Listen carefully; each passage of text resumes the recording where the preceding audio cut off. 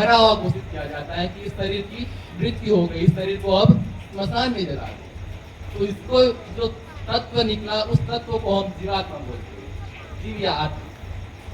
अध्यात्म में जाओगे तो उसको जीव बोलेंगे, और धीरे धीरे उसकी गहराई में जाओगे तो आत्मा की पहचान होगी। और ये प्रश्न पहला उस बालक ने प्रश्न पूछा, मैं कौन हूँ?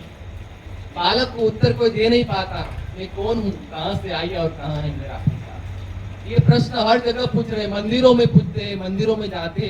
तो मैं आपको एक बात कहना चाहूंगा, अध्यात्म में निकलोगे तब अनेकों प्रकार की वेशभूषा दिखाई देगी, अनेकों प्रकार के मंदिर दिखाई देंगे, अनेकों प्रकार की मूर्तियां दिखाई देगी, अनेकों प्रकार के देवी देवता दिखाई देंगे।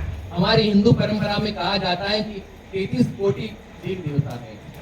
इस प्रकार से अध्यात्म में निकलोगे तो किसी मंदिर में जाओ तो कुर्ता पैजामा पहन के जाओ, ऊपर सिर पे टोपी रख के जाओ। किसी मंदिर में जाओ तो सूट पेट पहन के जाओ, जूते पहन के जाओ। ईसाई में जाओ तो आपको वैसे प्रणाम करने देंगे। यदि हिंदू धर्म ग्रंथों में जाओ तो आप मुसलमान का वेशभूष करके जाओगे तो वहाँ आपको दर्शन नहीं मिलेगा। यदि आप मुसलमान के वहाँ हिंदू का वेश करके जाओ तो वहाँ दर्शन नहीं मिलेगा। ईसाइयों में हिंदू का वेश में जाओ तो वहाँ दर्शन नहीं मिलेगा। मैं उन सबसे पूछना चाहूंगा कि वास्तव में आपने इन कपड़े को ही धर्म मान लिया, इन मालाओं को भी धर्म मान लिया, इन तिलकों को ही धर्म मान लिया? क्या कोई तिलक लगाने से कोई बड़ा धार्मिक बन जाता है? क्या कोई धोती कुर्ता व्हाइट कपड़े भगवे कपड़े पहनने से कोई धार्मिक बन जाता है? आपको समाज में देखने मिलेगा कि जो धर्म ग्रंथों का प्रचार करने वाले, जो स्वयं भगवा कपड़ा पहन के भी घूमते, क्या उन्होंने धर्म को प्राप्त किया? आज कहीं कहीं ऐसा भी मिलता है कि कोई साधु सन्यासी के नाम पर कोई स्त्री को परेशान करता है, कोई धर्म के नाम पर लूट रहे, क्या धर्म के नाम पर व्यापार चल रहे, क्या इन्हीं को अध्यात्म कहा जाएगा? अधिक धर्म के नाम पर मंदिरों में बलि चढ़ाई जा रही है, मुर्गे बकरियों को काटा जा रहा है, क्या यही धर्म है? श्लोक कहते, उपनिषद कहते, या देवी सर्वभूतेषु शक्ति रूपेण संसिता नमस्तस्ते नमस्तस्ते नमस्तस्ते नमो नमः। कहा जाता है कि उस सभी जीव जंतु प्राणी किसी के भी अंदर वो अध्यात्म का, वो आत्मिक तत्व जो जीव है वो सभी के अंदर विद्यमान है। और देवी बोल रही कि वो सब मेरा ही अंश है।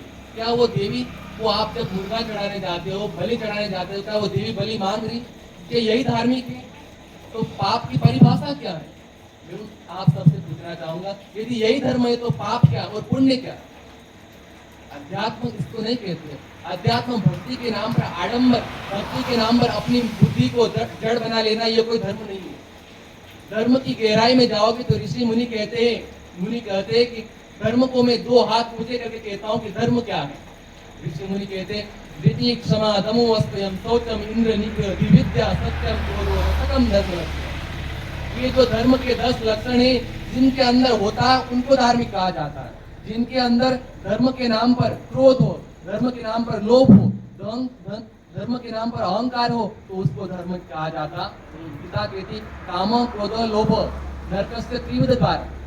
ये काम क्रोध और लोभ ये नरक के 3 द्वार है। यदि कोई व्यक्ति के अंदर वो कितना भी बड़ा महात्मा बन जाए, कितना भी बड़ा धार्मिक बन जाए, कितना भी बड़ा प्रचारक बन जाए, कितना भी बड़ा वेशभूषा धारण कर ले, बड़े मंदिर का गादीपति बन जाए, चाहे उसने धर्मशास्त्र पूरे याद कर लिए हो, श्लोक वेदों दर्शन उपनिषद सब याद कर लिया, परंतु उसके अंदर काम क्रोध लोभ मोह अहंकार ईर्ष्या द्वेष यदि उसके अंदर दिख रहा है तो वास्तव में अभी तक उसने धार्मिकता ग्रहण नहीं।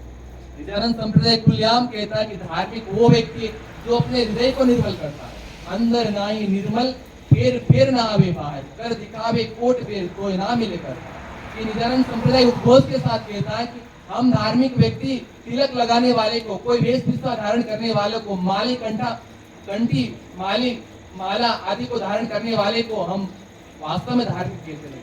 परंतु उसके अंदर भले उसने माला धारण नहीं की, भले उसने कोई कवच धारण नहीं किया, परंतु उसके अंदर हृदय निर्मल है, उसके अंदर दया है, उसके अंदर धर्म के लक्षण है, उसके अंदर पवित्रता है, उसके अंदर दया है, उसके अंदर धार्मिकता है, तो वास्तव में उसको धार्मिक व्यक्ति कहा जाता है। एक लक्षण धर्म का मैंने 2 दिन पहले 4 लक्षण के वर्णन किया है।